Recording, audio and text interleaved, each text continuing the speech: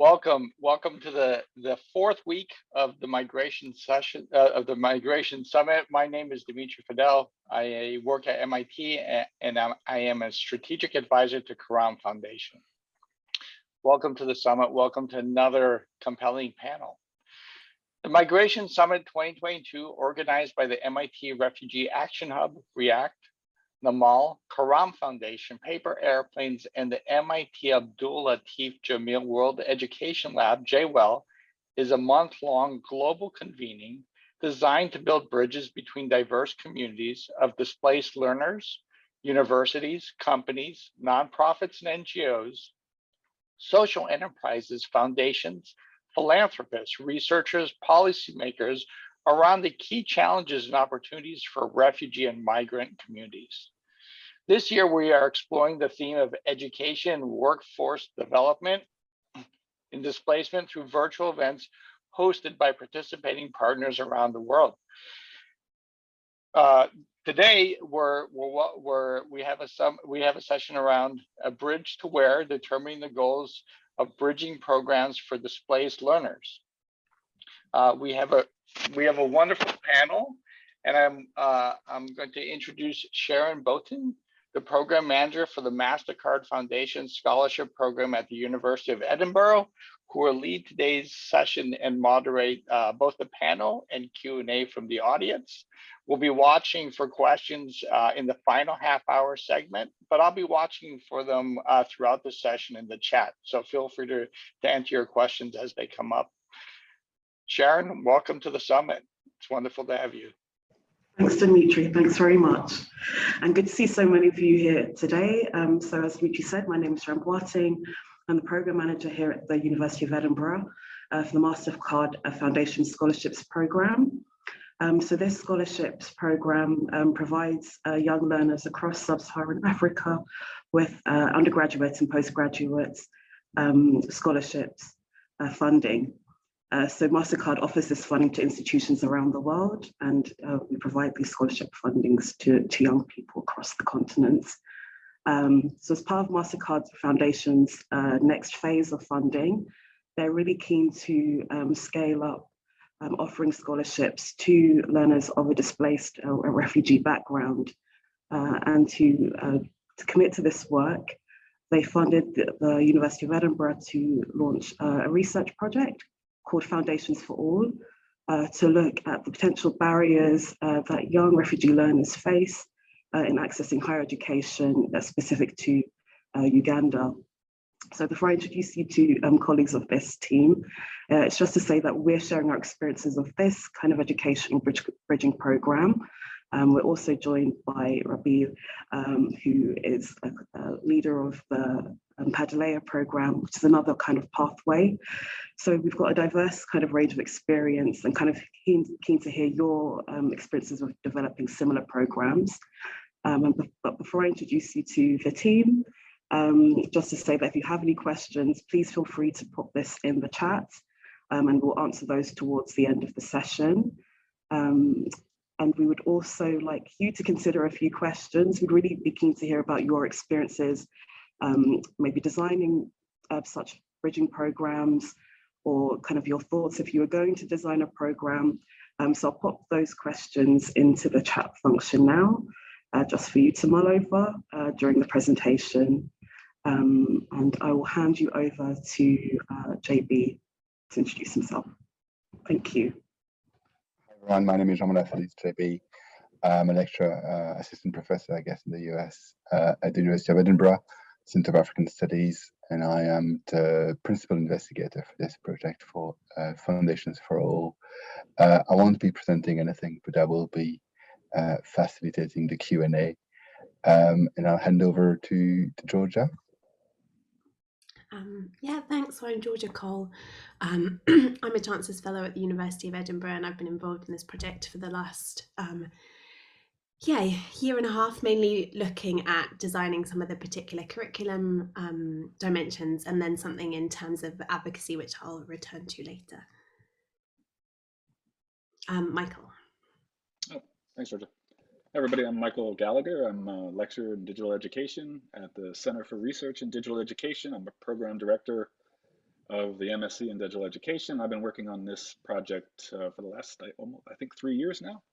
So it's been quite some time. And I hand it over to Rabih, I think.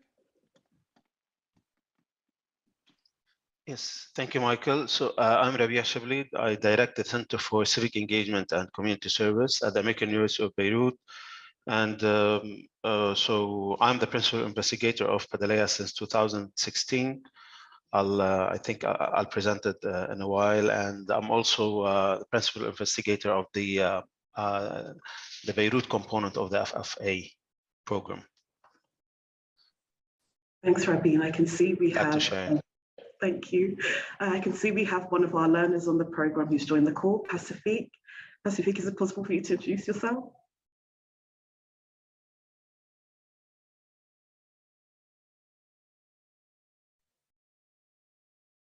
Yes, madam, I greet you all. My name is Pacifique, Jean-Benoit Pacifique. Yeah. Thank you, Pacifique. We'll hear some of his feedback towards the end of the presentation. So I will start by sharing my slides and we can begin.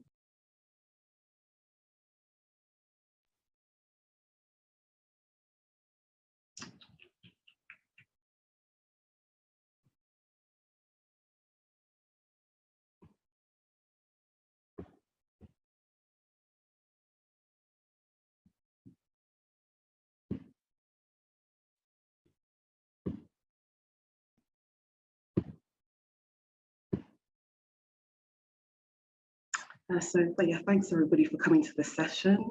So it's entitled A Bridge to Where? Determining the Goals of Bridging Programs for Displaced Learners. So this is leaning on our experiences of the Foundations for All project, which took place in Uganda, and also the PADILEIA project, which took place in Lebanon.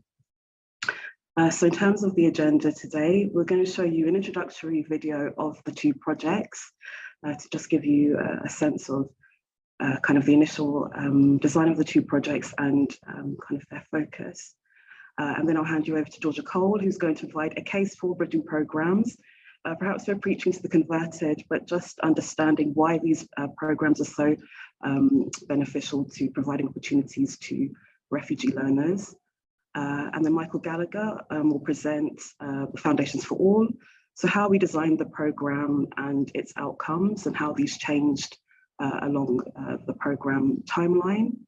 And you'll also get the chance to hear from Pacifique, sharing his feedback and experiences of the program. And then I'll hand you over to Rabih to reflect on his experiences of leading on the PADILEIA project. And then hopefully we'll have some chance for your questions and also to have a discussion around the questions we shared at the start of this presentation. So let's begin with the video, just to kind of summarize this project.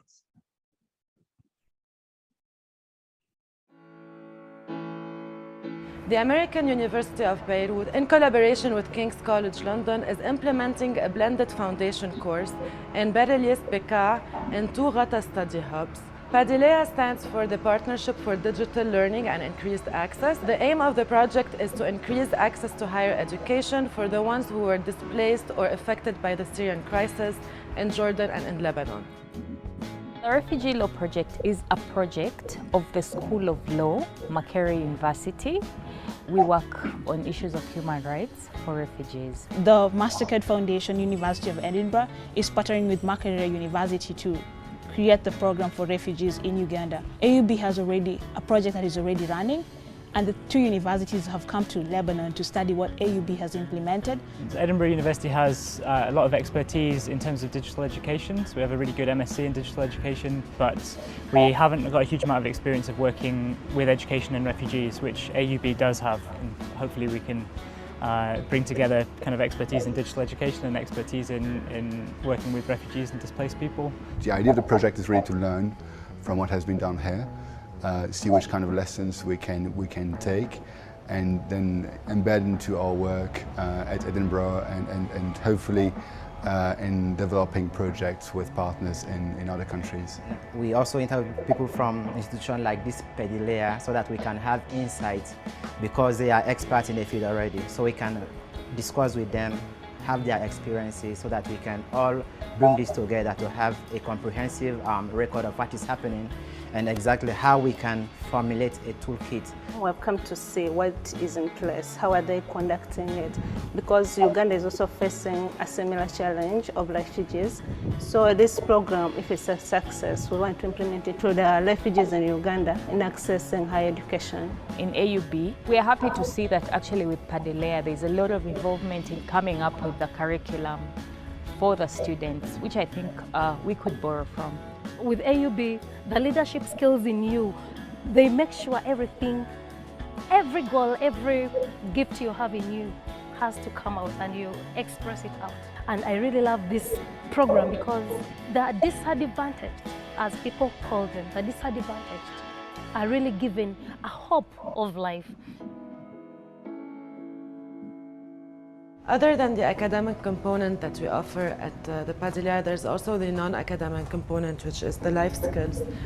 We have one day a week which is specifically focused on giving the students workshops on leadership skills, team building, and this is also a platform for the AUB scholarship students to come up to the study hubs and fulfill their civic engagement component by having them, the AUB students, leading on these workshops and delivering them to the PADILEIA students. Currently, I'm coordinating with the AUB Center for Civic Engagement and Community Service to learn more about the University Bridge program that's being implemented in Bekaa. This will allow me to better understand the holistic approach behind this particular intervention, enabling me to implement it in my hometown, Sadiqin, where the number of Syrian refugees exceeds the local population and their access to secondary education is very limited.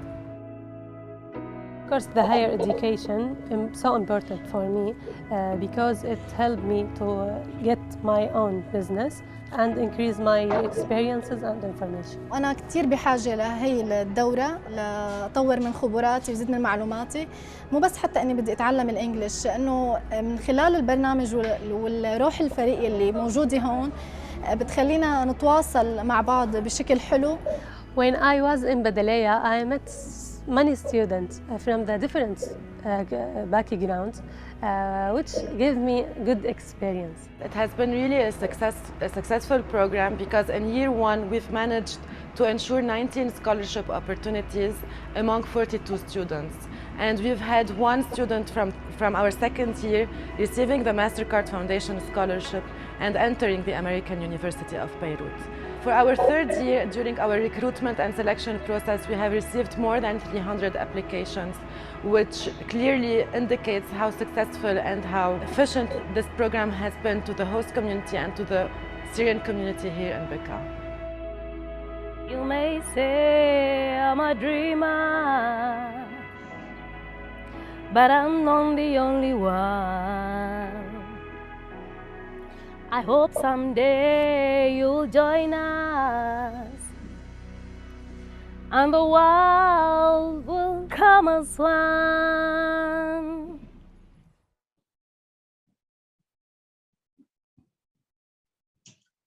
Thanks. With that, I'll introduce you to Georgia.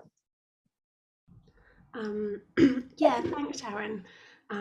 So after that brilliant video, I'm just going to really briefly go over what we mean by bridging programs and then the key characteristics to consider in their design and inception. As Sharon said, I assume that we're preaching to the converted and also that a lot of you will have a high degree of knowledge already about these. But hidden, there's a grey line across it, but the question there is, why have bridging access foundation programs? As I said, you probably know the answer to that, but I've said access foundation and bridging because even though we have these different labels for these sorts of programs, that generally depends on the institution and the context in which they're operating, because ultimately they share a lot of the same characteristics in terms of how they're designed. So bridging programs are explicitly designed, we would say, to assist learners in accessing particular personal, professional, or educational opportunities. So unlike, say, a degree program, where the aim is to get someone through that degree program, but then afterwards it's largely up to them where they take that. bridging programs, we'd say, are more focused. They're more goal-oriented in terms of what they aim to achieve.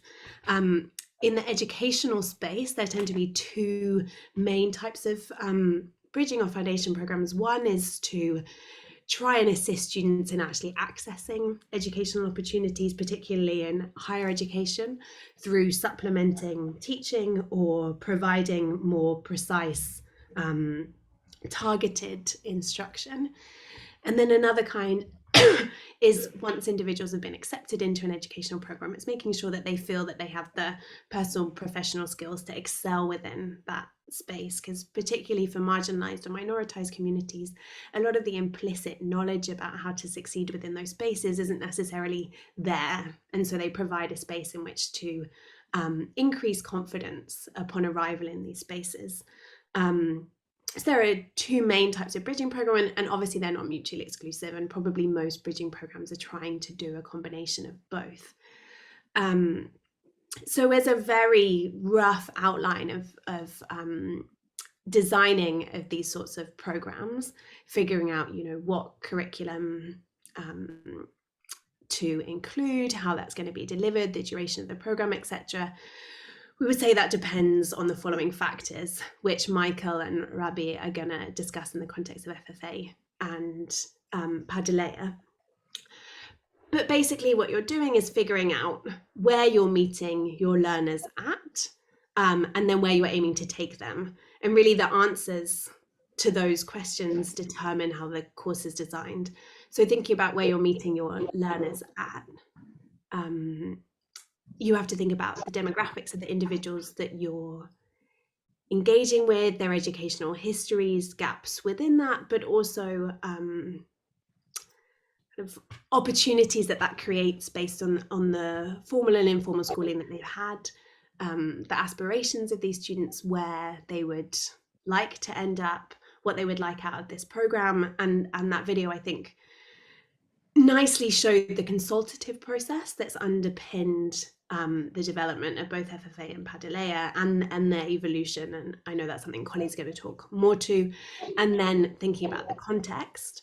Then in terms of thinking about where you're aiming to take these programs, and obviously that's something that we want to stimulate a discussion about as part of this panel, drawing on the experience of people in the audience. Really, to us, we recognize that this has to be a balancing act between what is desired by the learners and the people who are designing the program, but also what's realistic and accessible as endpoints of what the program can achieve. Because ultimately, you don't want to you want people to feel empowered and ambitious, but there's also something irresponsible about raising expectations about what's possible in a context where potentially actually achieving those goals won't be possible for everybody there. And then in terms of thinking about the design of the course and how to bridge these two things, recognizing the resources and capacity of the team that you have available. So this includes things like, do you have the educational capacity to do a full program, particularly in contexts where the partners, in our case RLP, have an incredible range of activities that they're involved in. How much are they able to put across to this? And then how much can we support that through a blended program design, drawing on our expertise in Edinburgh and AUB. And then another thing is something like the structural constraints and opportunities. So how would that shape the design of the program? How much institutional support, for example, is there for these sorts of initiatives at a national level in terms of entry criterion for universities, or within institutions in terms of how much they're prepared to put across to invest in these sorts of programs? So that's a rough framework maybe on which to hinge some of our discussions and break it down into the different constituent parts. Now I'm going to hand over to Michael, though, to explain what this looked like in the context of FFA. Thanks, Georgia. That's a perfect setup for what I'm about to talk about.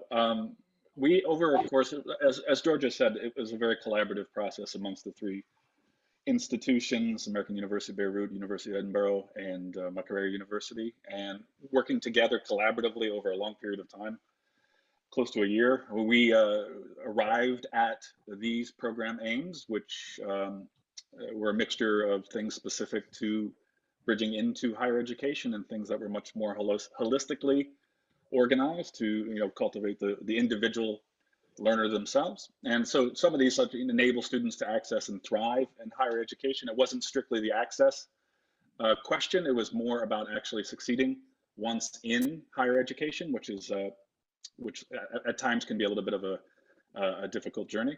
Designed a best practice educational curriculum for refugee and host community learners. So it was the idea that we can draw on the research, we can draw on the examples from other projects, and we can learn from those and develop, most specifically from AUB, and to design something that represented at least what we consider to be best practice in some ways. And to provide spaces, the space issue is important for refugee and host community learners that are inclusive, transformative, and effective. And that included extensive psychosocial support, which we greatly appreciated, relied on Refugee Law Project for their capacity to provide that psychosocial support, and how adamant they were that become a core part of the curriculum. And we wanted to evidence collaboratively developed, holistic, and contextually relevant higher education programs. So the idea was we're going to not only design from best practice, we're actually going to try to evidence that these could indeed work. Whether or not we achieved all these things is a different question, but we can talk about that in a bit. And to support calls for structural change in how institutions of higher education, host governments respond to refugee learners. A small part of that we're going to return to a little bit later in the frame of the mature entry examination. So those program aims were complemented by specific student aims as well, which is the next slide.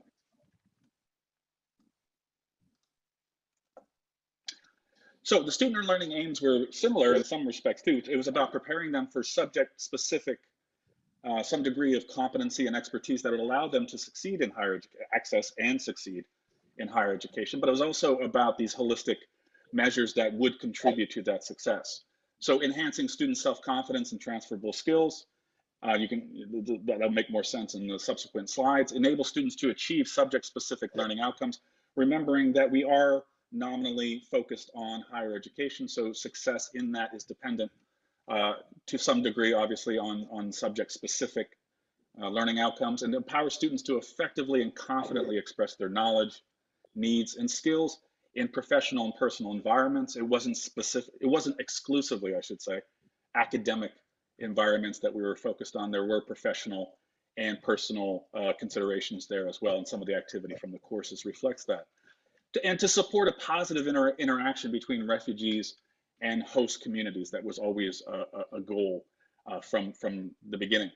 And to prepare students, this is the subsequent slides focuses on this, but prepare students to apply for and succeed in securing scholarships and admission to university, which eventually became a targeted focus on the mature entry examination, which we'll talk about in a little bit.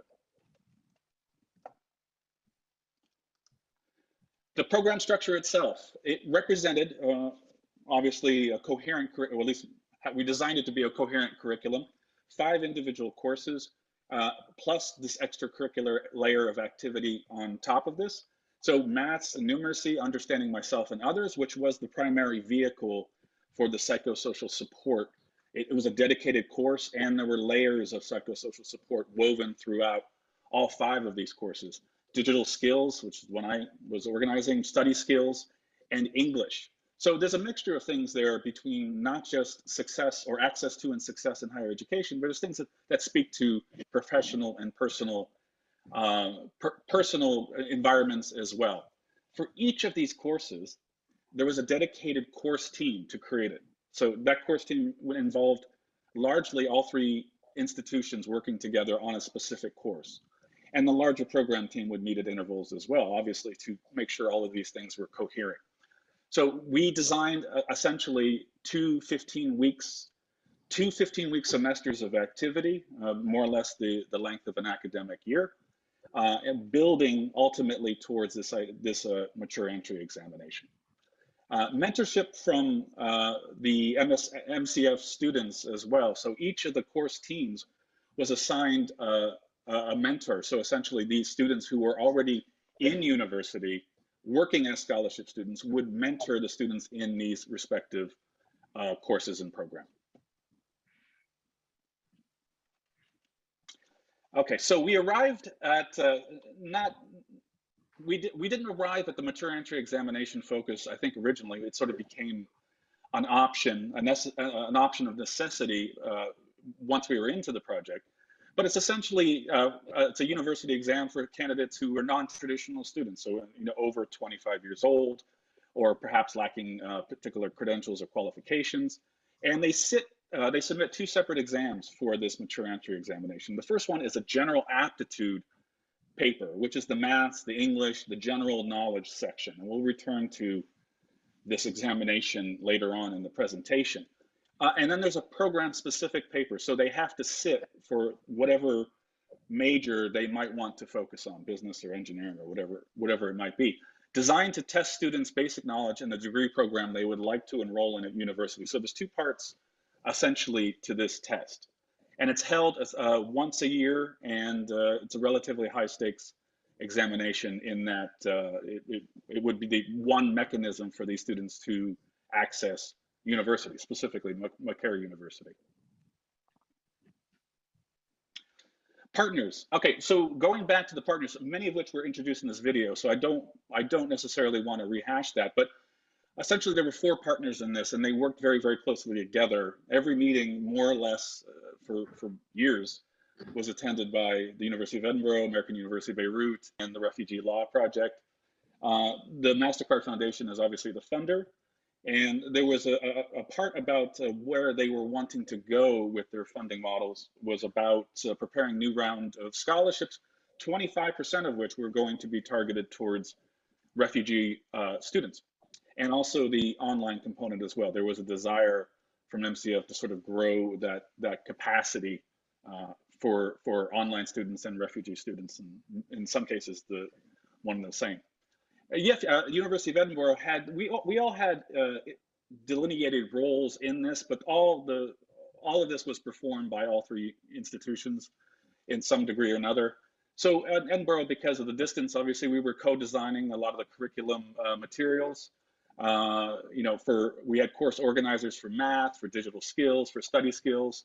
The monitoring and evaluation was performed by everyone really, but was sort of spearheaded by Edinburgh. AUB co-designed quite a few of these materials as well. We were drawing heavily on the PADILEIA examples and the curriculum that they had generated. In some cases, even the course content they had created as well. We sort of drew heavily on that. And research, we relied quite a bit of the research, and you saw the video when we went there to do research on the PADILEIA experience. And so there was a case study there, a scoping tool, and transformative educational research. We were working closely to understand what they did and how that might influence the design of FFA. And then, of course, Refugee Law Project. It's hard to overstate, obviously, their importance in this process, being that they were the ones, beyond providing the psychosocial support and providing the dedicated tutelage of the students themselves, they were actually on the ground teaching these courses. So the other two institutions, in many cases, once the FFA program got up and running, we were largely in a position of supporting what was happening there as best as we were able in these blended these blended learning approaches. So I won't run through each and every one of these. The long story short, it's a long timeline, and there were many interruptions in the process. So it nominally began in August 2019. It actually existed before that, but it nominally began in August 2019 when the members of the Refugee Law Project, the University of Edinburgh, some MCF students, we all descended on Beirut, and we worked with the action research that we just talked about in the previous slide. And there was a survey where we're starting to recruit students in 2019 to understand what their needs were, what kind of demographics we were going to be faced with, so we could incorporate that into the curriculum. So that was going in parallel to the design of the curriculum. There was a workshop in February 2020, right before lockdown. We just got that one in there, to work with the students and develop with the actual students already at Refugee Law Project, and to work with them to develop, a coherent curriculum insofar as possible. In September 2020, we did more or less a formal online program design workshop using a course design model at use at the University of Edinburgh and beyond. And it was a multiple day workshop that eventually led to that articulation of the program aims and the student aims that we talked about earlier, and then the loose structure of what a curriculum would be. These continue for quite some time, actually. So it was the dedicated course design workshop, followed by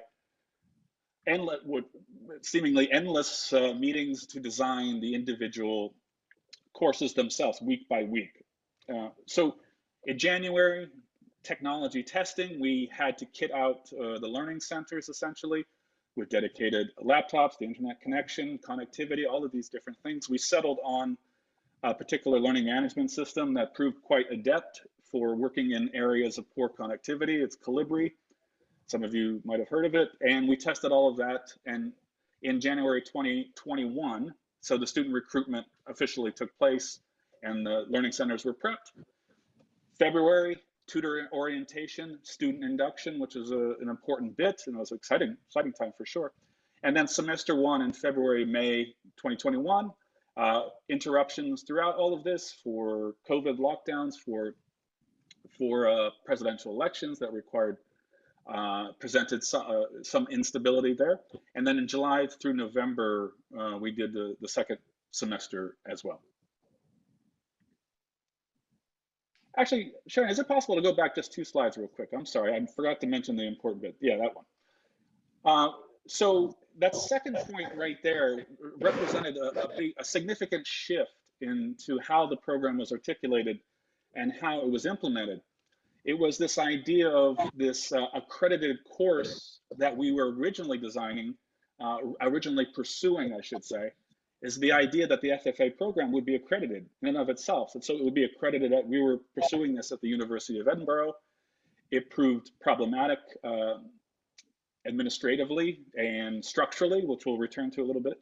And so that pivot at that moment became about, the focus became on the mature entry examination, which, it has good and bad points, but it was really the one avenue that was available to us if we were focused on specifically getting into higher education.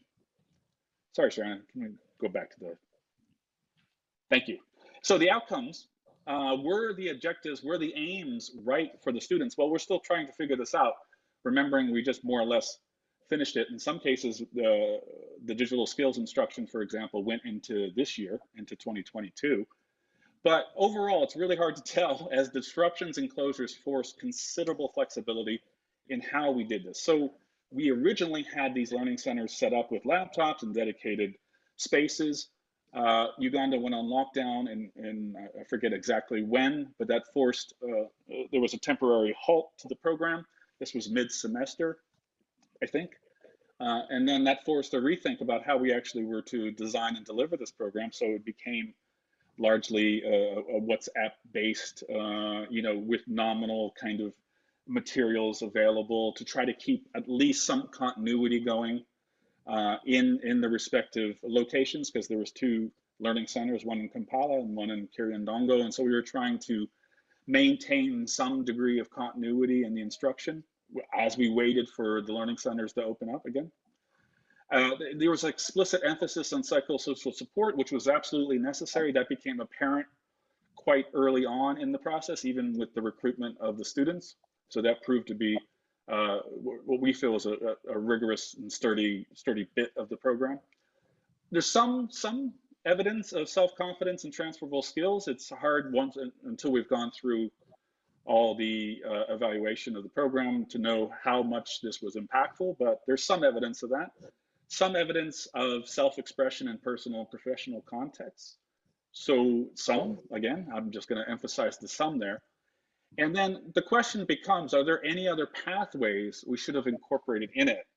So again, returning to the mature entry examination, once we made that explicit, that changed the nature of the program to some degree. because it became much more an emphasis on preparation for the examination as opposed to what was more designed to be more a holistic, a program with betterment of the academic self and the personal self and the professional self. So the focus changed a little bit there. The accreditation challenges preceded this, and I think that's a much more a structural issue at the university level than anything else. So administratively, it proved to be challenging, if not impossible. So once emphasis became that exam, we might have considered a curriculum rethink to some degree, but we were actually delivering to some degree. We were actually moving through the process. We were fairly far down the road of about to deliver this program when that became apparent. So we just carried on. The skills, with multiple learning centers, there's 20 students in each learning center, 40 overall. The skills in the different centers in terms of their background capacity for English or maths or digital skills or et cetera, was radically different. So there was considerably divergent. The learning engagement and the outcomes divergent as well. So if, for example, Kampala was able to get through all 15 weeks of the curriculum, Kiryandongo might have got through 10 or 11 weeks. They moved at different paces through. So the design of a curriculum across two centers proved rather challenging. The OER adoption issue is problematic as well. So initially, the emphasis was on finding materials that existed and could be repurposed in a way that was contextually relevant to the Ugandan situation. That proved challenging insofar as the OER largely being a global north output, reinforcing very, very particular views of what education is, very particular forms of knowledge production and these sorts of things. And the role that that kind of material can have on student agency and teacher agency as well in that process proved problematic. So we ultimately settled on the idea that we would have to design most of the materials ourselves and supplement whenever possible with something that was contextually relevant. So the PADILEIA examples, their materials actually proved very beneficial at this point. So there's a research out, there's some research that suggests the role OER has on potentially that muting of agency, and that's something we would want to explore a little bit further. I think I'm handing off to Georgia. Yeah, thanks, Michael. So something to briefly flag here is that there's also a broader criticism of bridging programs around the fact that they're preparing individuals to fit within the status quo of educational institutions. And so they're geared towards providing skills that enable people to fit in, but that don't fundamentally change the way in which those institutions see these individuals, that don't recognize the social capital that they necessarily bring and the benefits of the diversity that's being injected. So some would say that bridging programs can end up being inherently conservative. Sorry, just as my mic was turned on, there's a bin lorry outside my window. And so while we'd always recognized that FFA needed to have a research component, and that some of that would go into informing advocacy, I think as the project progressed, it became more and more apparent that a key component of it needed to be thinking about how to shape the institutions and spaces into which we were hoping students might enter. One of the big areas, as Michael explained, was around this mature age entry exam at Makerere, because we were doing all this preparation to support our students to sit this exam, and then not only did they encounter these significant barriers to registering for it, which are on the left-hand side, in terms of the fact that registration for it had to be in person. It's really hard for students who are in settlements in Uganda to travel to Kampala. You have to get permission from the person in charge of the camp, and then there's the financial and time costs of doing that. Our students had a stipend, but they're also relying on continuing jobs and have family commitments as mature learners. Registering for the exam cost money, and then some of the individuals doing the registration felt like you needed a Ugandan national ID to do so, which obviously refugees don't have, and that's not necessarily a stipulation, but there were maybe low levels of sensitization about how refugees could sit this exam as well. So there's this dimension of the actual kind of realize that the registration process wasn't going to be as simple, but also in figuring out how to prepare individuals for this mature age entry exam, we realized that the content of it was really prohibitively challenging for individuals who have English as an additional language, for those who don't go through their education within Uganda, and those without work experience. Because one of the things that the mature age entry exam is really designed for is individuals who have gone straight from school into work, and so are sitting it with 5 years of experience and accumulated knowledge in a particular field. So how do you prepare students for that? And some examples of the sorts of knowledge that were required on the general knowledge are shown on the right hand side. So who won the Uganda Motor Rally Championship of the year 2011? That was in the 2012 paper. Name the executive director of the Uganda Investment Authority. Name the winner of Miss Uganda 2014. So how do you actually prepare students to do well in an exam when they don't have that knowledge of having grown up within Uganda, and then also where there are some quite confusing or poorly phrased questions. So then the bottom example is taken from the English exam, where actually all of the answers in bold might be correct. So in figuring out how to prepare students for this exam and then getting feedback from the students who sat this in December, we realized that we really need to structure an advocacy campaign around removing these barriers to registration and around the content of this exam, and that actually this really needs to run in parallel with the work that we're doing to prepare students so that this isn't a completely insurmountable barrier when they come round, when they finish the program. So really, yeah, this is a call for thinking about that complementary advocacy dimension as part of the role of bridging programs to shape the wider institutions as well. I think it's now over to Rabih. Thanks, Georgia. Thank you. Just before we hand over to Rabih, we thought it's really important to get kind of the student voice in this experience and how kind of they experience the program and their assessment of the outcomes. So I'm going to play an audio clip from a student, Pacifique, who was also the class representative for the Foundations for All curriculum program, to share his experience and how kind of this kind of training actually inspired him to create his own pathway for refugee learners in his community. So I'm just going to play this clip now. Hello everyone, my name is Jean-Benoit Pacifique. I'm Congolese by nationality, living in Uganda as a refugee. I was the class representative of FFA program, Kampala team in Uganda at the Refugee Law Project.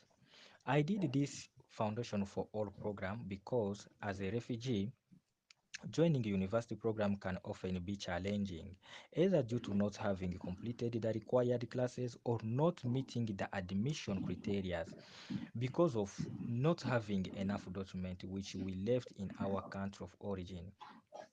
So the purpose to me to join this Foundation for All was to improve my leadership skills, self-confidence, and be prepared to join university.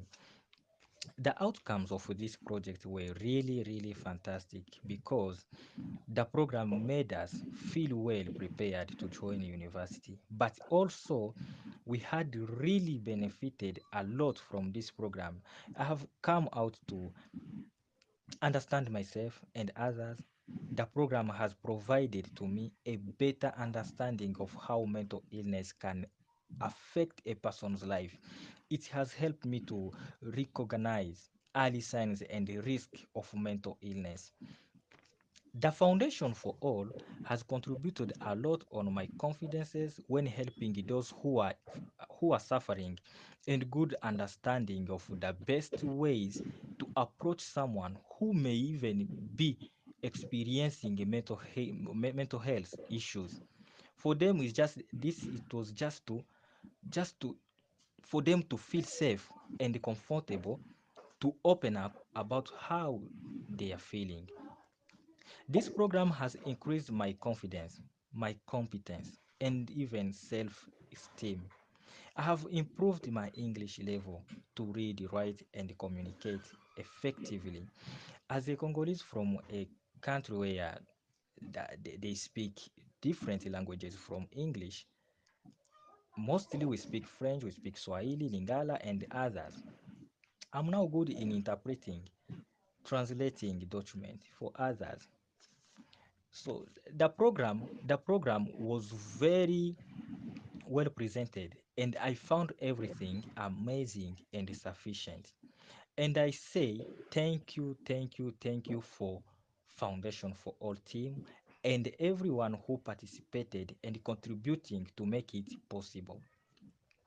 With the skills, with the skills and the knowledges we got from this program, we came out to identify the problems affecting our communities, especially in different refugee settlements where most of us will live, even myself.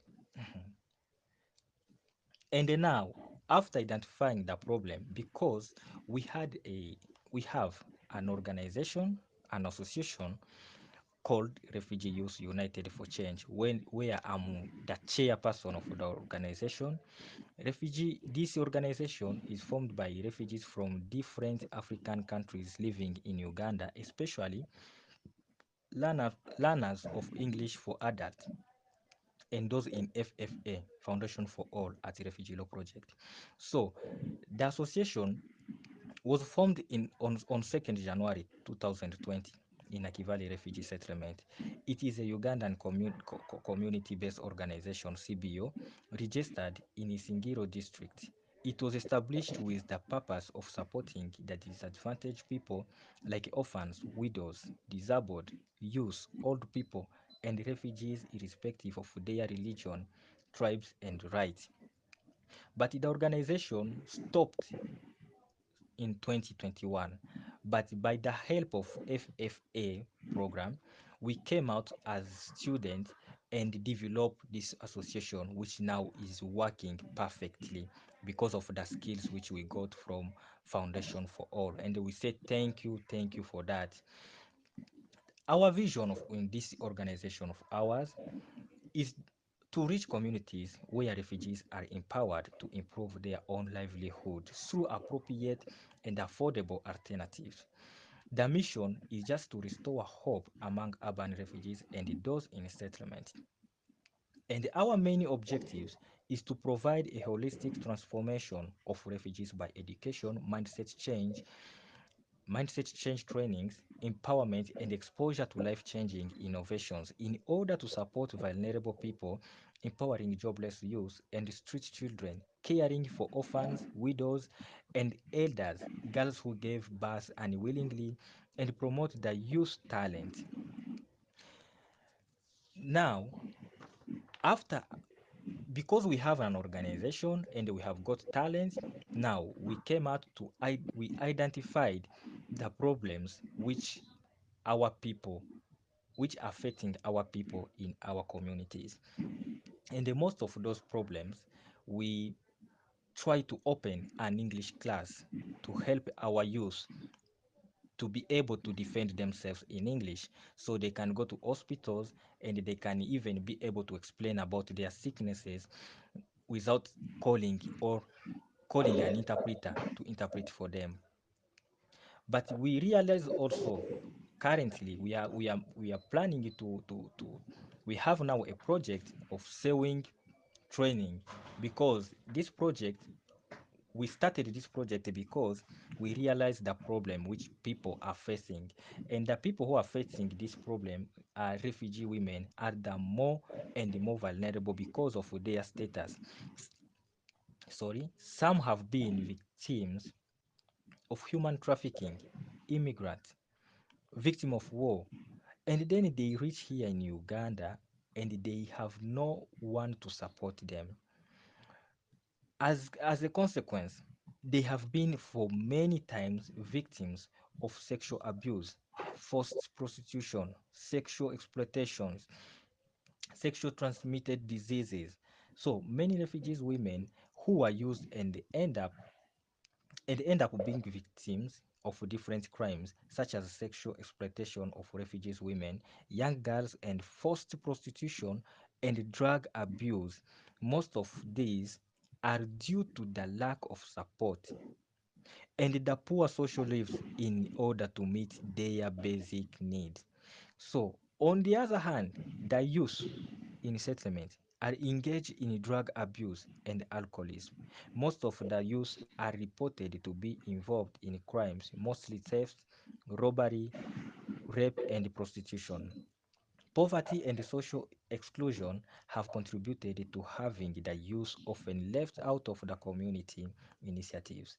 Furthermore, the youth run away from their homes due to the mistreatment and lack of care. Poverty and social exclusion have contributed to having the youth often left out of community initiative. And the youth with insufficient education and future perspectives, drug abuse has become a pastime for them. So the goal of this sewing training, the project which we are implementing right now, the goal is just to rehabilitate the victims by creating employment, supporting them, and helping to use their talent and to prevent future violence by empowering them. Also is to help and support women economically, socially, and morally. Also to build the capacity of refugee youth, orphans, and widows with vocational skills. Now, after this project, what we say as the youth, what we say, we still looking for support from any individual or organizations to work with us to save our community, Naki Valley Refugee Settlement. Thank you so much, everyone, for listening to my audio. I say thank you. May God bless you. Thank you. So Pacific is with us today. So I'm sure if you have any questions about his experience and his current community-based organisation work, I'm sure he'd be happy to answer those. So I'm going to stop sharing my screen and hand you over to Rabih to share his experience of designing the PADILEIA project. Thank you, Sharon.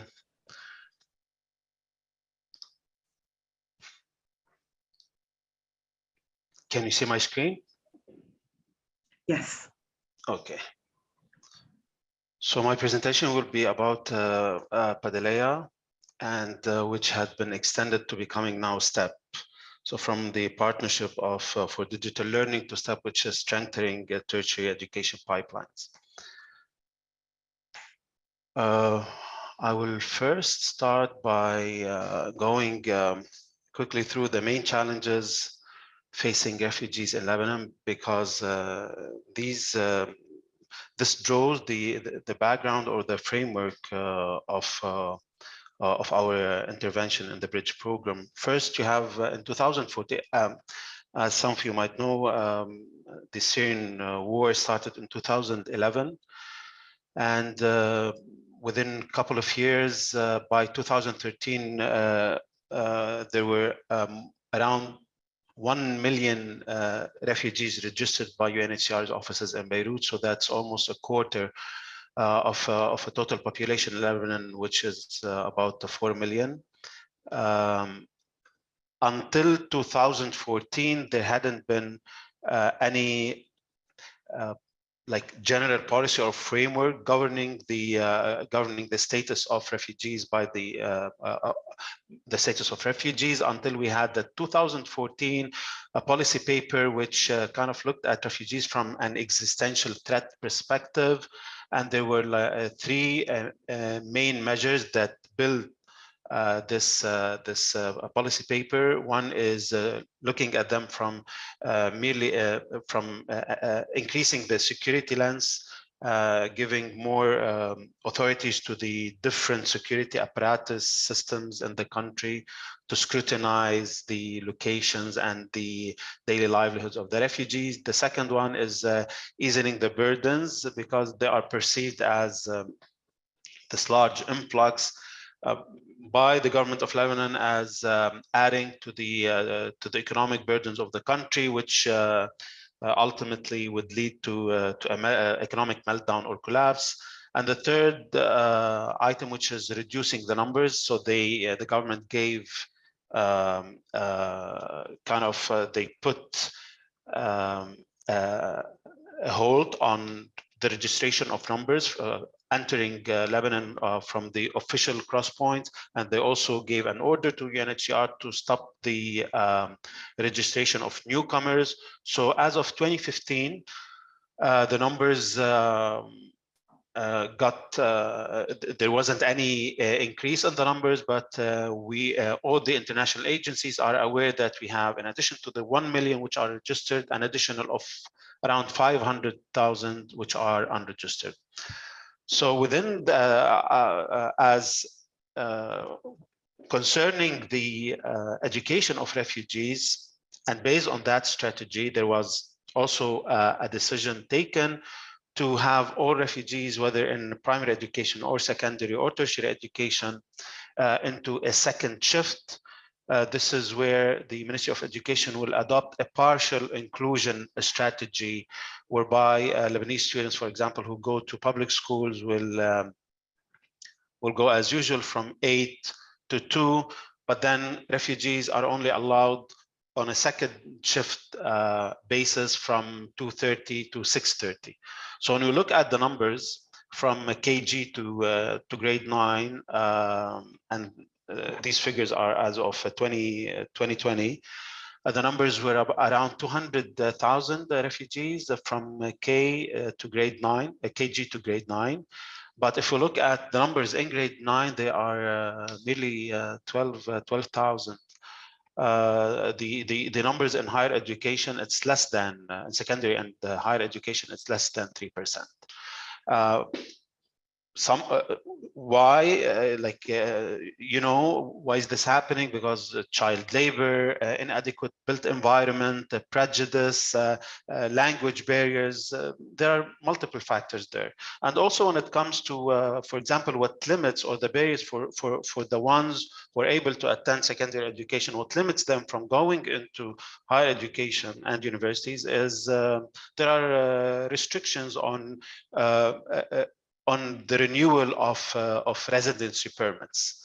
There's also when securing documentation. So students, when they are asked to submit their paperwork, they have to go back to their country of origin, which is Syria, to the place of origin, where most of them, because of so many security challenges, security threats, and many of them are their towns or villages have been razed to ground. So they are requested to go back to their place of origin to renew their paperwork. From the Ministry of Education in Lebanon, there are always irregularities in issuing decrees, allowing refugees on a daily, they have to wait for the last second. Sometimes there are so much delays when it comes to allowing them start their academic year or when they transition to universities. The expenses for the ones who can do it, when it comes to admissions, they cannot pay even for the lowest fees. They don't have the money. The tuition, they cannot pay the tuition fees for whether a public university or a private university. And then you have the daily expenses. This is out of question. They don't have the money for that.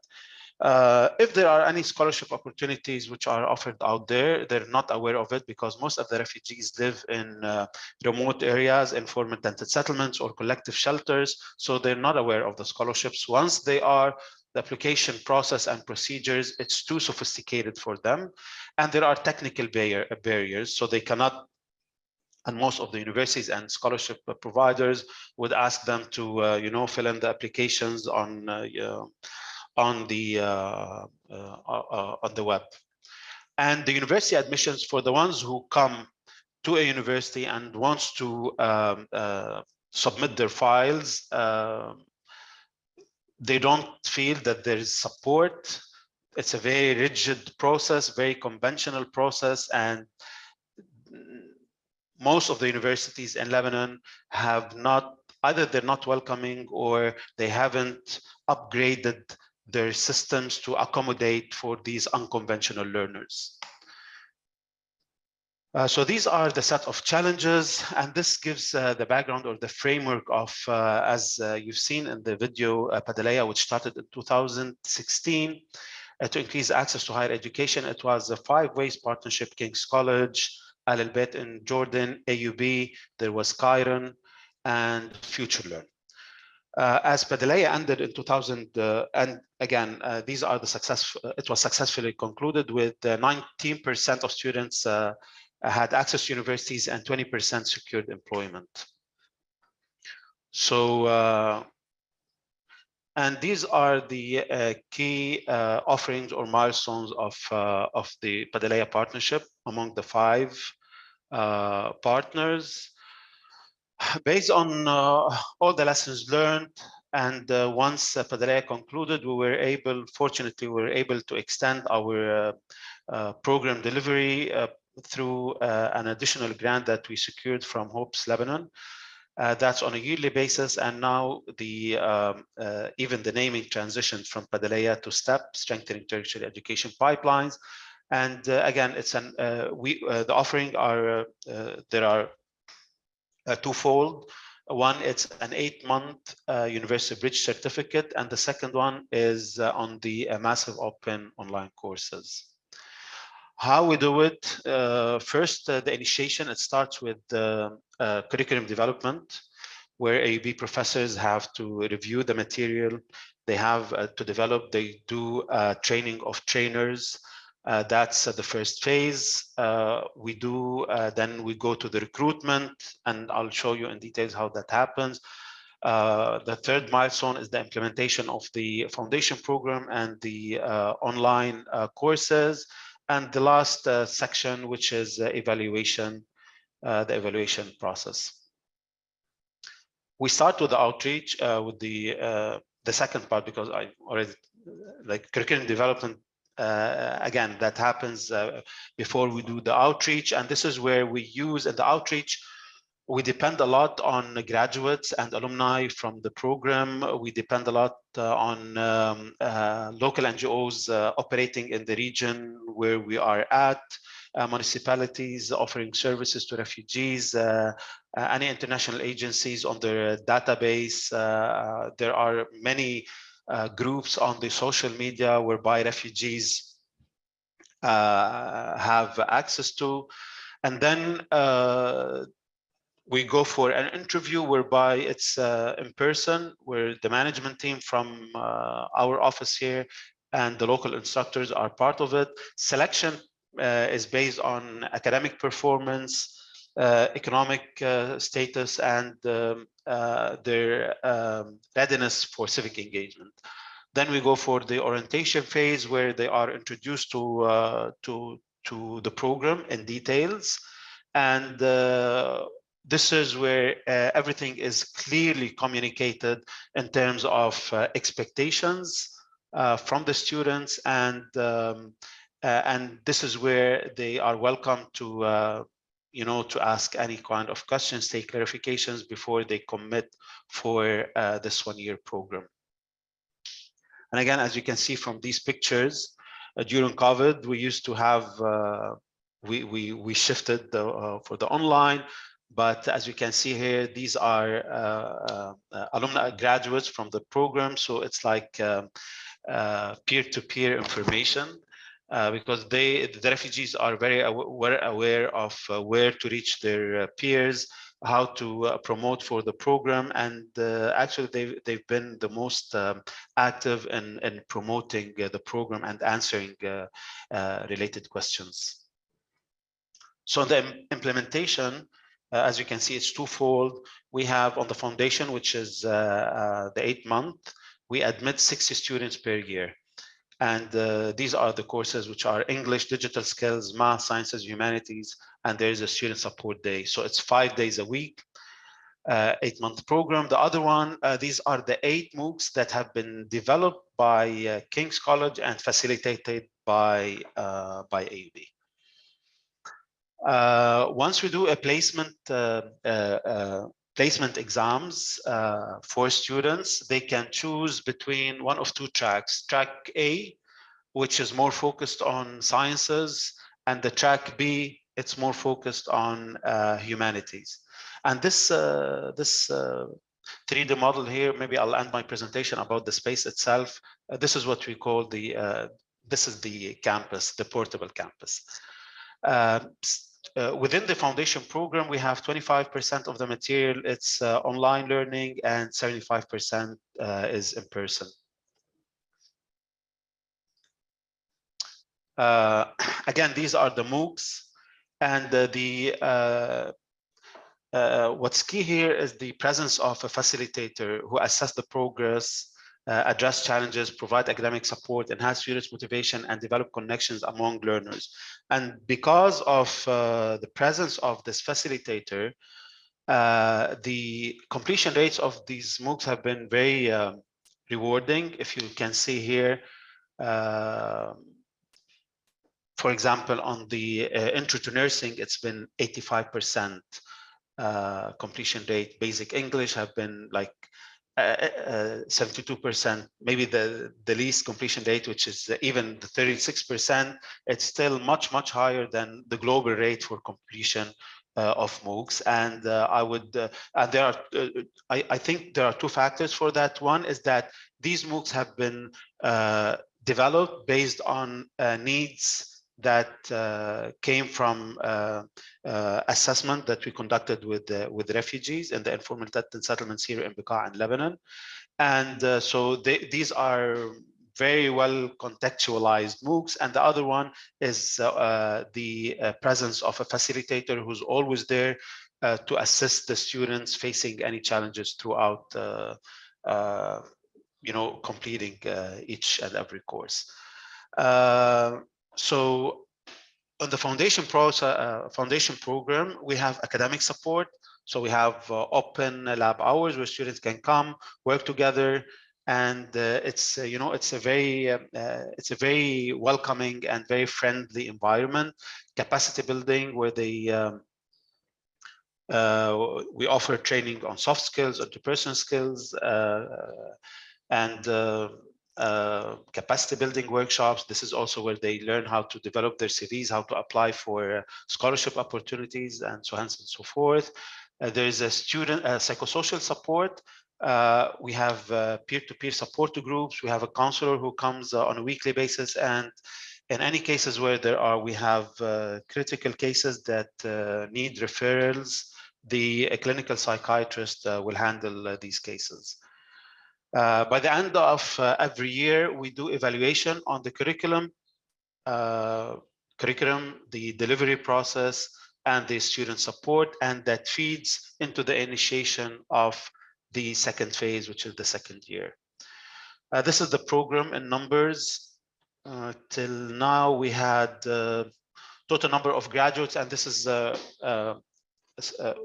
just focusing on the foundation program, 272 graduates, around the 20% got into, 53 students got into universities, 20% into secured employment. So this is, again, this is the program in numbers and percentages. I just want to end up by mentioning the significance of what we call the restorative built environment, or the space. So how we do it is that we choose a land in close proximities of where refugees are. We design the unit itself. We call it ghata, which is a cover in Arabic, and this is based on refugees' construction practices. This unit is built in. Could be assembled in 3 hours using locally found material, assembled in 6 hours, assembled in 3 hours to be reassembled in a new location if needed. So we ran all the simulation analysis on it. Then we start the construction process, and this takes us around 4 to 5 days. Then in 1 week, we will have a functional campus. This one up here is for primary and secondary, and this is where the bridge program is. and then we equip the space and we are fully operational. So for us, I think for the past, so our programs with the refugees in Lebanon started in 2012. With the bridge program, we started in 2016. So we have done a lot of, we've done a lot of intervention, and there's been so much of lessons that we've learned. And the key here is the vernacularization of the whole process, the appropriation and the local adoption for the program itself and for the campus. So I believe that we are at a phase whereby we can kind of deploy our this system in Lebanon, in the region, and maybe in other similar contexts where refugees are facing similar challenges as well. And thank you for listening. That's it for me. Thank you. Thanks, Rabih. So I think yeah, we have about 15 minutes for questions. So I'm going to hand over to JB to maybe field some of them. I think there's actually... Absolutely. I think there are a series of questions about access and who gets a chance to be in these programs. I'm going to speak for FFA. Maybe Rabih, you can come in on PADILEIA. It's a tricky question, right? Because obviously you have plenty of potential students, plenty of people would like to be part of these programs. For FFA, we try to keep it simple and mostly worked with individuals that RLP had already worked with in the past as part of an English training program. So essentially, we worked with the graduates of that English training program who were given a chance to access FFA. It's a choice we made. I think it can become really complicated if you're extremely open at the beginning. It's obviously what we would like to do, but we had to make a decision for this very project. But maybe Rabih, if you want to come in on how you select your students. Yeah, sure. So as we do like based on the outreach, and also as Melissa mentioned in the video, in the first year we had maybe the number of applicants was around 150. The second year we were at 350. This year with STAP we received more than 600 applications. So the program have gained a lot of, it became the success was part of the word of mouth, the alumni, student alumni, advertised for it based on the many students who were able to receive scholarships. 20%, it's a quite like a large number compared to the very limited that was there before our program. So the first batch that we receive is that this high number of applicants. We do filtering based on the criteria that the age group, and again each partner, every donor, like when it was PADILEIA, the age group was from, we were able to go up to 30, 32. Now with hopes, we're limiting it to 25. So that also determines the pool of applicants that we have in hand. We do, after the filtering, we do the interviews. We do placement for the students. And after also, we make them very well aware about the commitment, especially for the foundation program, that this would entail an 8-month commitment, 5 days a week. Following all of these reviews, we end up with the 60 applicants. If we have any dropouts, we will have, we stack them into like the first 60, then you have a follow-up of 10s if we have any dropouts, so we can compensate from the other pool. Thank you. I think there is another question. I'm just going to try to take them in order. There's a question by Lorraine on essentially for those who don't get accepted into university, do they have enough skills for employment? And I think that's a really good question. It's a really complicated one as well, as we realize in FFA, because with a short access bridging program, you cannot address everything. So I think you have to make choices. The choices that we made with FFA was to really focus on the entry exam. Along the way, we think that students get other skills, but we are not a vocational training program in a sense, or at least that's the decision we made. For this pilot, I know that PADILEIA was a much larger set of different initiatives, including some of them more vocational, and I'll let Rabih explain that. Yeah, sure. That's a very important question. So for us, it's been always about education, and if we are able to enhance their chances for employment, because even within the Lebanese context, refugees are not allowed their own.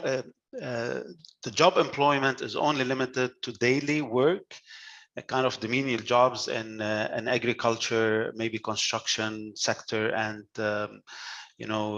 cleaning services. So for us, that's been a very very challenging question to answer, is that even if the ones who are able to secure scholarship to universities, so then what? So they will end up university educated, unemployed. For that, we always try to integrate skills that will give them maybe possibilities for employment, I would say, in the informal market. And I think we've been successful doing that, especially by incorporating the digital skill within the curriculum. So we have one day which is focusing on digital education, and it starts from the very basic courses to more advanced, so students can end up developing. Some of them they work, and later on when they graduate, they work with software developers. They learn Python and the other similar programs. And again, you have students coming back to us saying that someone who's been who worked as a forklift driver, he quit his job and he's working with a group of doing like a startup. It's a Lebanese group doing a startup, and he's a Syrian refugee who now is excelling in digital skills. So he's joining that team. Another student, she was working in inventory in a woman's department store, daily worker. She ended up, now she's the manager. Still within the informal, because now she knows how to do. She works on the Excel. She knows how to do some statistics. So again, you have someone who quit a job as a forklift driver, being a software developer, someone else getting promoted in her own job. So for us, that's been really remarkable. The ones who are able to get a scholarship and get into good universities like AUB and the rest, and hopefully if there is resettlement, either they go back if the war ends soon in Syria. I don't know if that's going to happen sometime soon. If not, the ones who have more chances for resettlement into Europe, or I don't know, to the States, whereby they can their higher education will serve them well there, that's good. But for the ones who will be stuck here with no place to go and no policy that will allow them to work in dignified jobs, I think the digital education is remarkable for them. Thank you very much, Rabih. I think something important to stress here is that there are some elements of context that really matter a lot. The big difference between Lebanon and Uganda, for instance, is in the right to work. Refugees in Uganda have a lot more opportunities. Essentially, they are not barred from accessing any type of work, which is not the case at all in Lebanon. So that's really something you want to take into consideration when you think about this program. There are a few questions by Mikhail. Just to clarify, we're talking here about two programs. One is very much a pilot, FFA. PADILEIA is more than a pilot, it's a well-established program, but they're still both focused on a specific region. And I think a key question is, how do we scale up that sort of initiatives across the world? So I don't know of anything in Ethiopia. There might be something. I'm not aware of all the programs that exist, but certainly not something that we covered in this presentation. Michael, would you be able to maybe come in and briefly talk through some of what you explained in the chat about the choices that you made in the digital skills? I think that's probably of interest to our audience. Thank you. Yeah, no problem at all. And I think from the get-go, I should mention that we were basing a lot of this digital skills instruction and the curriculum on the PADILEIA example, obviously. So some of what Rabih was just talking about, we were hoping to capture some of that as well. So it was two 15-week semesters of digital skills instruction. Depending on the learning center, most of that was covered to some degree. There were many interruptions, of course. Semester one was really designed with the thought that these students would have zero experience with digital technology, really of any sort. And that proved to be relatively accurate. Some were a little bit more advanced than others, particularly in the Kampala Learning Center. In Kirindanga, it was a little bit different. So the basic instruction was on how to use the laptop, how to type, how to on and on and on, all the way through the basic skills, and then to start using things like the basic applications like Word or PowerPoint to some degree as well. So that was semester one. It was really designed to be a primer for something more advanced in semester two. And just to reference that as well, so we mentioned earlier that the psychosocial support was so critical to what we were doing. We tried to incorporate that into the design of the digital skills. So there's a lot of opportunity to stop, reflect, think about what we've learned, think about how is these new experiences making us feel, et cetera, et cetera. So you're sort of building on their experience and hopefully developing their voice in the process as well. Semester two was kind of similar to what Rabih was talking about. So there was more advanced instruction on things that, digital security, the idea of digital literacy. What does it mean to be safe online? There was it was designed, but we never actually had a chance to execute it. But there was a design to do basic HTML instruction and to move on potentially to some of the coding that Rabih was talking about as well. Eventually, we sort of had to pivot because of the lockdown. So we moved into these different ideas of developing their own digital learning plans, where they would begin to engage with online repositories of educational information, where they could ideally learn more about some of the things that they might want to learn more about, particularly for the entry examination. So that would, for potentially be MOOC platforms, that would be OER Africa, for example, was a good one. It's for a repository based of OER material specifically, specific to Africa. And so there was a series of things that each week we would sort of engage with another online learning environment or repository or database, but more importantly, they were developing their own learning plans and sort of speaking to what skills they were deficient in. So they were self-identifying. Ideally, they were self-identifying what they were needed more work on. The last bit was we also, in semester two, we created blogs for each student. Essentially, it was like a website for them. Each of them had their own URL. It was hosted at the University of Edinburgh, but each of that was their individual site sitting under a collective admin, which I was the admin. So each student had their own URL with their name in it, so they were able to post if they wanted to. It wasn't required, but it's a place for them to experiment with website design, to begin to find their own voice if they want to promote their work, or even use it for employability, perhaps, etc. That was the goal of that, and that's going to run as long as I'm at the university. It'll continue to run. So that was the general goal. A lot of that got really interrupted obviously with COVID and then the occasional closures due to the presidential election and things of that nature. But that was the design ultimately. Thank you very much. I think what I find really interesting in what you did is that you really started from the very beginning. I think we tend to look at all these like really nice outliers, refugees who become really good at tech very quickly.